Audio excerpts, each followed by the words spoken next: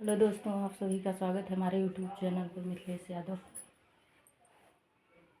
मैं सब एक देवी गीत गाने जा रही हूँ। निबिया कई पेड़ बड़ा भारी, जहाँ बैठी मैया हमारी।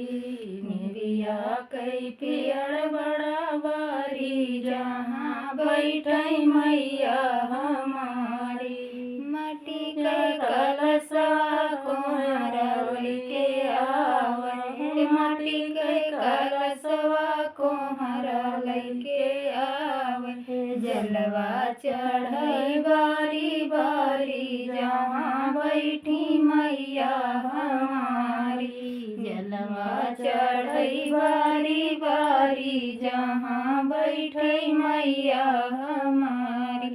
निबिया कई पेड़ बड़ा भारी, जहाँ बैठी मैया हमारी। गैया कई घियाना हीरा लैके आवे, गैया कई घियाना हीरा लई आवे। दियना करई गौजियारी, जहाँ बैठी मैया हमारी। दियना करई उजियारी, जहाँ बैठी मैया हमारी। निबिया कई पेड़ बड़ा भारी, जहाँ बैठी मैया हमारी।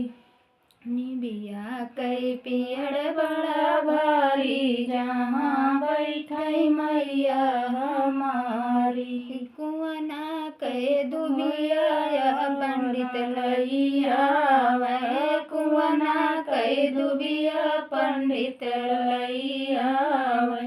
पूजवा करई बारी बारी, जहाँ बैठी मैया हमारी।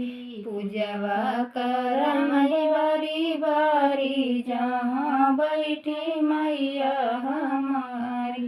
निबिया कई पेड़ बड़ा भारी, जहाँ बैठी मैया हमारी।